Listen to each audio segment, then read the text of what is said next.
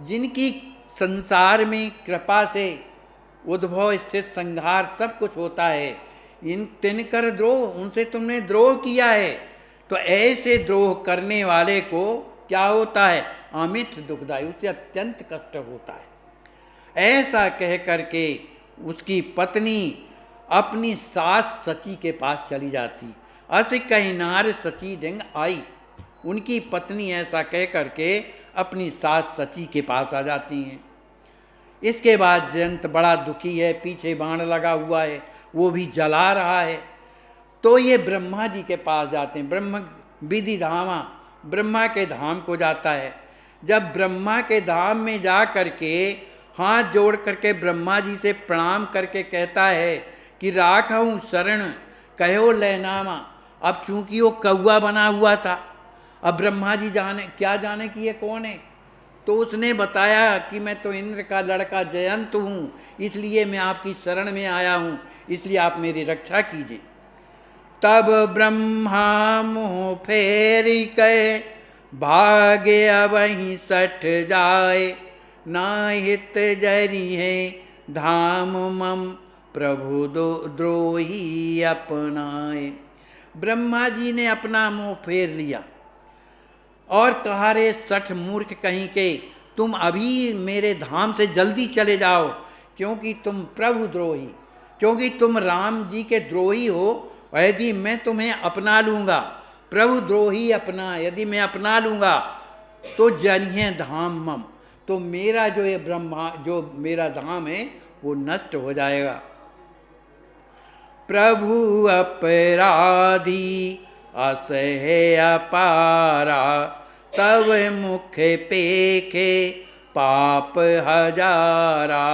हट हट करते ही विधियों भगावा, व्याकुल शिव लोकहूँ सो आवा। ब्रह्मा जी कहते हैं तू प्रभु का अपराधी है। प्रभु अपराधी असह्य अपारा, तूने भगवान का अपराध करके यह असह्य अपराध किया है ना। तुम्हारा मुंह देखने से हजारों पाप लगेगा, इसलिए हट हट करते ही विदेहु भगावा, तुम यहाँ से जल्दी हट जाओ। ऐसा करके ब्रह्मा जी ने अपने धाम से उसे भगा दिया। तब वो बेचारा बड़ा दुखी हो करके भगवान शंकर के कैलाश धाम को गया। व्याकुल शिव लोकहीं सो आवा, भगवान शिव के लोक में पहुंचा। जैसे ही भगवान शंकर जी ने उसको देखा, वो तो त्रिकालज्ञ थे, सब जानते हैं। तो जैसे ही जाता है सुलोक को, तो त्राहि त्राहि कहे कहत पुकारा, बोले रुद्रहूँ भगत गमारा। हे भोलेनाथ हमारी रक्षा करो, रक्षा करो, मैं बड़ा दुखी हूँ। तो भगवान शंकर उसकी बात सुने नहीं, कहा तुम तो यहाँ से जल्दी भागो, क्योंकि तुम तो गंवार हो, कुछ समझ में तुम्हें आया नहीं कि कौन किससे तुम द्रोह कर रहे हो। अरे जिससे तुमने द्रोह किया है वो कौन है? इष्ट देव मम श्री सिया राम, तिन कर नाम जपऊँ अठयामा। अरे जिससे तुमने द्रोह किया है वो तो सीताराम जी मेरे इष्ट देव हैं। मैं उन्हीं का रात दिन आठों याम नाम निरंतर जाप करता रहा हूँ, जप रहा हूँ। तो ही राखे तीन प्रभु अपराधा, करी हो नाही असत्य अगाधा। मुख देखत तव पातक लागी, हटसी नहीं किम दुष्ट अभागी। शंकर भगवान कहते हैं तुझे मैं अपने इस कैलाश पर्वत में राख करके किसका अपराध कर रहा हूँ? प्रभु अपराधा, मैं अपने प्रभु का अपराध करूँगा। तो करियो नाई असत्य अगाध, मैं ऐसा असत्य काम नहीं कर सकता हूँ। मुख देखत तो पातक लागी, अरे तेरा मुंह देखने से पाप लगता है। तो हटत नहीं किम दुष्ट अभागी, अरे अभागी दुष्ट यहाँ से हटता क्यों नहीं है, यहाँ से जा। ममे पूरे जरन चाहते न तो अब हूँ, काग भयो गयो अहे पत्ते डेंगे तब ही। लखी भूसे सही क्रोधे अपारा, छोड़े श्वास तब बदने हजारा।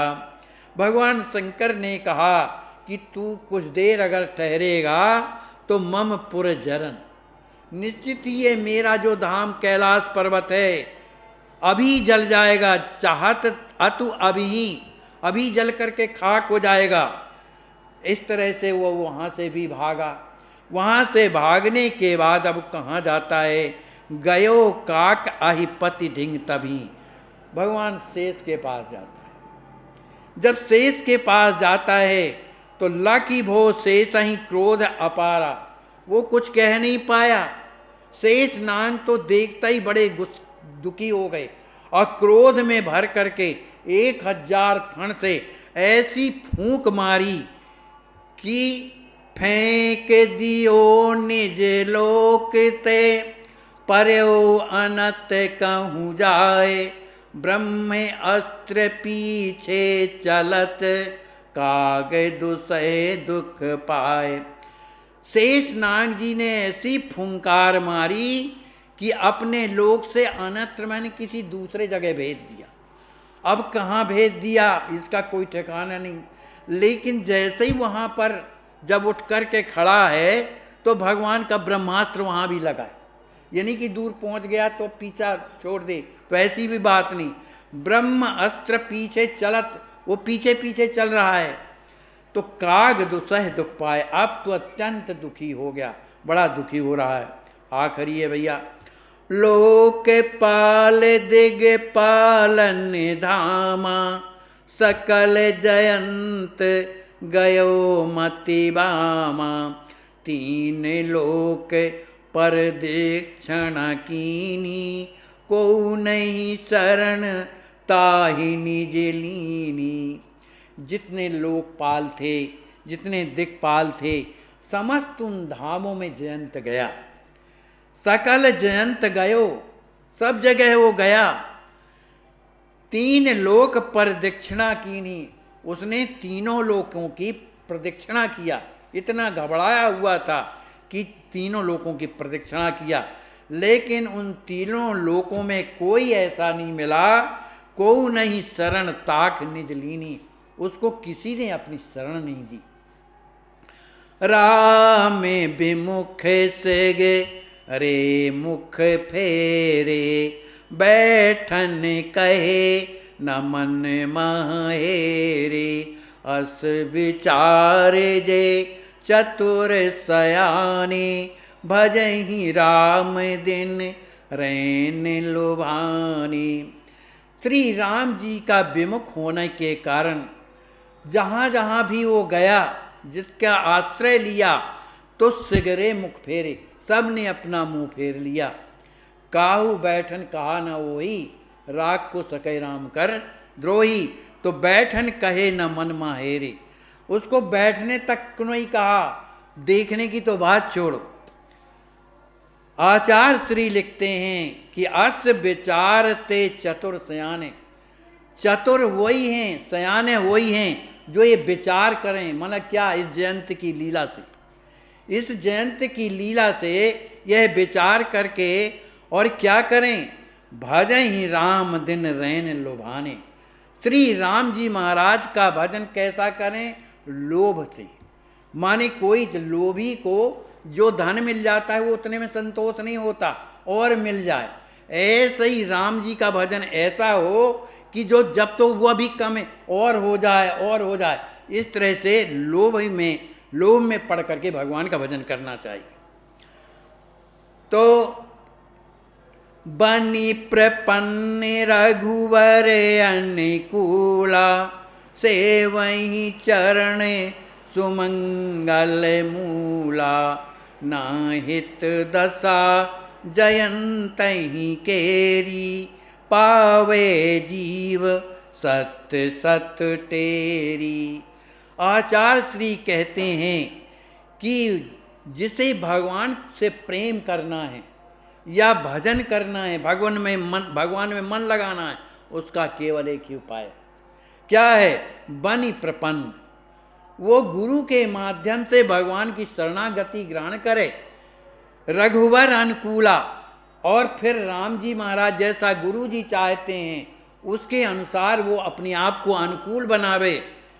और फिर सेवहि चरण सुमंगल मूला, जो मंगल के मूल जो चरण चाहे आचार्य श्री के हों या सीताराम जी महाराज के हों, उनके चरणों की सेवा करे। मन एक क्रिया बता रहे हैं, यदि आपको प्रेम चाहिए, भगवान में के नाम में हमारा मन लगे, तो ये सरकार जो है एक तरफ से बता रहे हैं।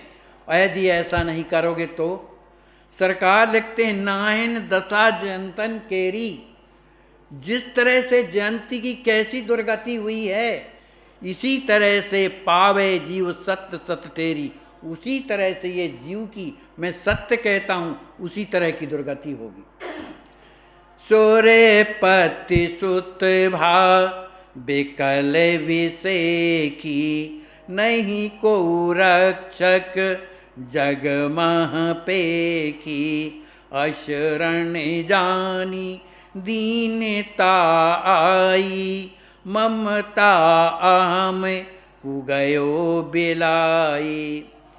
जब कोई रक्षा करने वाला नहीं होता है तो अंत में भगवान ही समझ में आते हैं। लेकिन ये रास्ता बताता कौन है? नारद देखो बिकल जयंता, लागी दया कोमल चिततंता, पठवा तुरत राम पही ताही। ये संत लोग बताते हैं, गुरुजन लोग बताते हैं।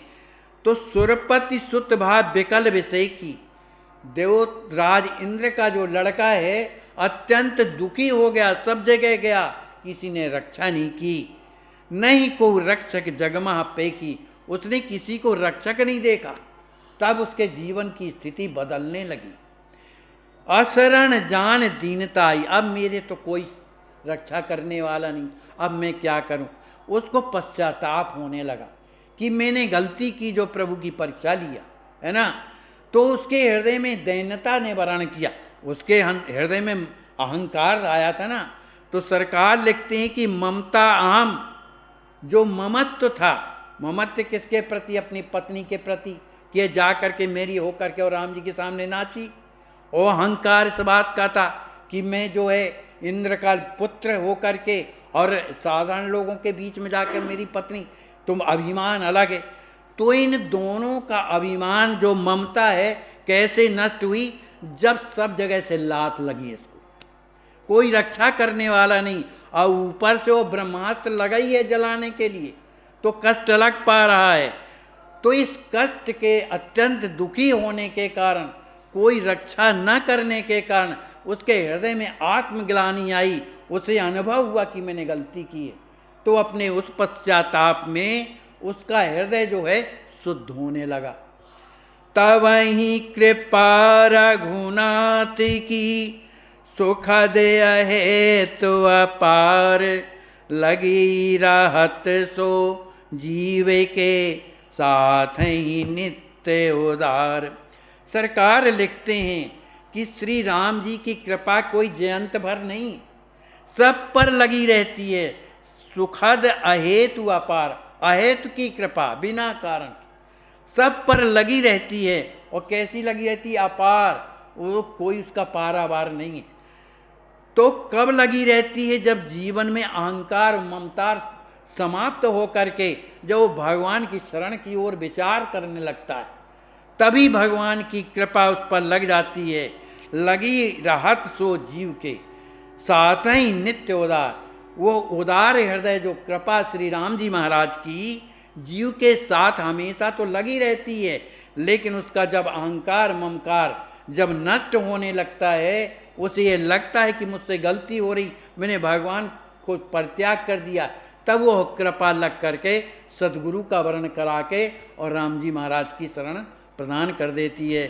बोलिए श्री सीताराम जी महाराज की जय, श्री सदगुरुदेव भगवान की जय, श्री हनुमान जी महाराज की जय। जय जय सीताराम।